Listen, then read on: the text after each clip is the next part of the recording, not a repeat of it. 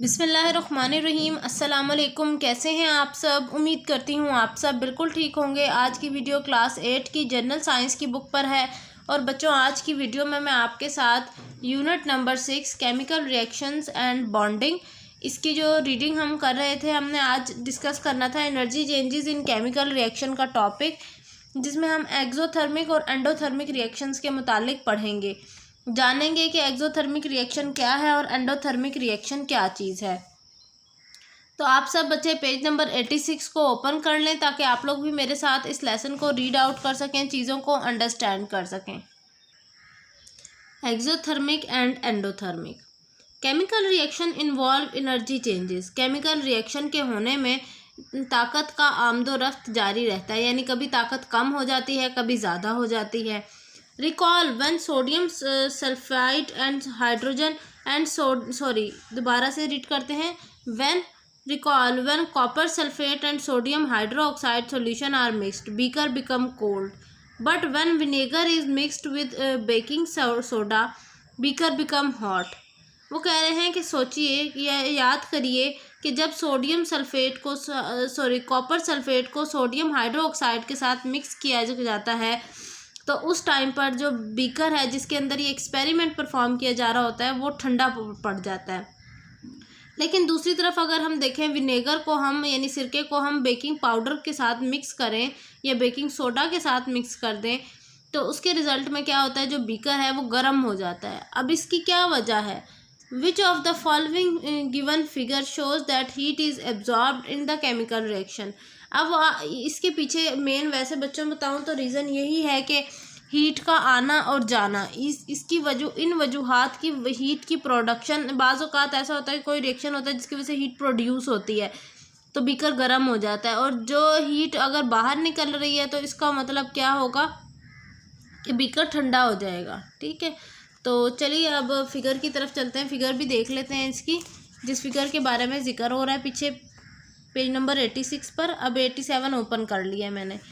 यहाँ देखिए, यहाँ पता चल रहा है कि जो बीकर है उसके अंदर से जितनी भी हीट है वो क्या है, वो निकल रही है और इसके अंदर आ रही है। देखिए साफ पता चल रहा है ना एरोस के ज़रिए कि अंदर आ रही है और ये बाहर जा रही है। देखिए एरोस के ज़रिए पता चल रहा है। अब रीड करना स्टार्ट करते हैं। A chemical reaction that involves heat और light into their surrounding is called exothermic reaction. Exothermic reaction वो तमाम रिएक्शंस हैं जिनमें क्या होता है, हीट या लाइट निकलती है, एब्जॉर्ब नहीं होती, बाहर निकलती है। Exothermic is basically Greek word. Exothermic जो है एक ग्रीक लफ्ज़ है। एक्सो का मतलब होता है निकलना और थर्मिक का मतलब होता है हीट, हीट का निकलना। अब देखिए मिसाल के तौर पर इन्होंने समझाया, burning is an example of exothermic. जलना जो है ना किसी चीज़ का, वो एक एक्सोथर्मिक रिएक्शन है। किस तरह से? When natural gas burn both heat and light is produced. वो कह रहे हैं कि जब भी नेचुरल गैस, आग को जला, मतलब ये जो सुई गैस है, इसको हम जब जलाते हैं तो उस टाइम क्या होता है, हीट बाहर निकलती है लाइट के साथ, और लाइट जो है वो प्रोड्यूस होती है।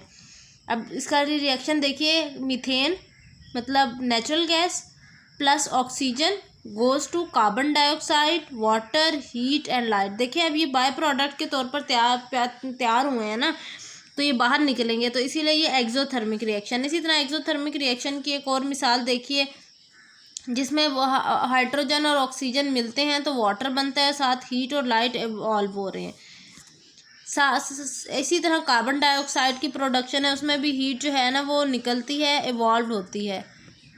अब हम पढ़ लेते हैं थोड़ा सा एंडोथर्मिक रिएक्शन के मुतालिक। अ chemical reaction that absorb energy from its surrounding is called endothermic reaction. Endothermic reaction उससे ऑपोजिट होते हैं।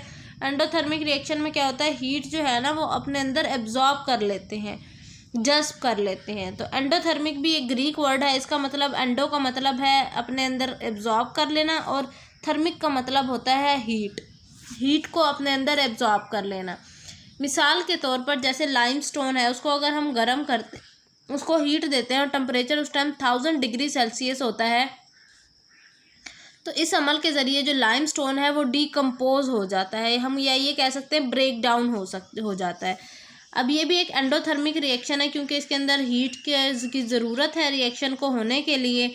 तो इसीलिए इसको एक एंडोथर्मिक रिएक्शन कहा गया है। सेम इसी तरह वो कह रहे हैं जब हम बिजली पानी के अंदर से गुजरती है तो बिजली पानी जो है वो दो हिस्सों में तकसीम हो जाता है, कौन से हिस्सों में, हाइड्रोजन में और ऑक्सीजन में। देखिए यहाँ वाटर जो है जब इलेक्ट्रिसिटी उसमें से पास हुई तो हाइड्रोजन और ऑक्सीजन में वो टूट के बना है, तो यानी हीट की वजह से ये सब कुछ हो रहा है ना, कि उसका टूटना हो रहा है रिएक्शंस का।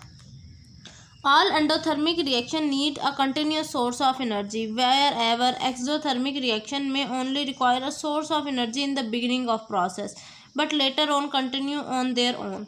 वो कह रहे हैं तमाम जितने भी एंडोथर्मिक रिएक्शंस हैं ना, उन तब को मुसलसल ताकत की ज़रूरत पड़ती रहती है, यानी ये नहीं होता कि रिएक्शन के एंड तक ताकत की ज़रूरत है। जबकि जो एक्सोथर्मिक रिएक्शन है वो तमाम रिएक्शंस ऐसे हैं जिनकी एनर्जी की ज़रूरत तब एंड तक रहती है। एंडोथर्मिक में जो है एंडोथर्मिक में एंड तक एनर्जी की ज़रूरत होती है, और जो एक्सोथर्मिक है उसमें बस स्टार्ट में थोड़ी सी एनर्जी की ज़रूरत होती है, फिर उसके बाद रिएक्शन खुद ब खुद होता रहता है।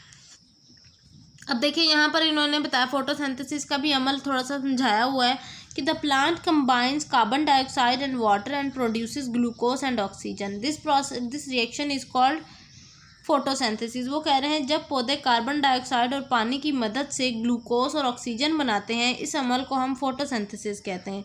ये पूरा अमल जो है सूरज की रोशनी में होता है, और ये क्योंकि सूरज की रोशनी से हमें हीट प्रोवाइड होती है, हीट मिलती है, तो इसीलिए ये एक एंडोथर्मिक रिएक्शन है। अब देखिए आपको डेली लाइफ से भी उन्होंने एक एग्जांपल दे दी ताकि चीज़ें मज़ीद अच्छे तरीके से और समझ आ जाएँ। देखिए यहाँ रिएक्शन भी दिखाया हुआ है, कार्बन डाइऑक्साइड को पानी के साथ मिक्स करेंगे तो ग्लूकोज और ऑक्सीजन बनता है।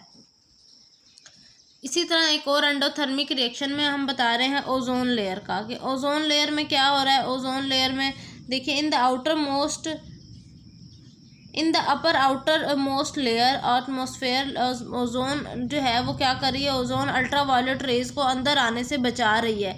तो क्या कर रही है, ये एब्जॉर्ब कर रही है ना, ओजोन लेयर अपने अंदर तमाम हीट की डेंजरस रेज जो है वो एब्जॉर्ब कर रही है। तो इसी वजह से क्या है, ये एक एंडोथर्मिक रिएक्शन है। इसका देखिए यहाँ ऑक्सीजन के 3 O3 जो था वो बाद में ब्रेक होकर O2 में कन्वर्ट हो गया। क्योंकि उसने हीट को एब्जॉर्ब कर लिया अपने अंदर। ये थी बच्चों मेरी आज की वीडियो। आई होप आज की वीडियो आपको अच्छी लगी होगी। मिलूंगी नेक्स्ट वीडियो में। अपना बहुत सारा ख्याल रखिएगा। अल्लाह हाफिज़।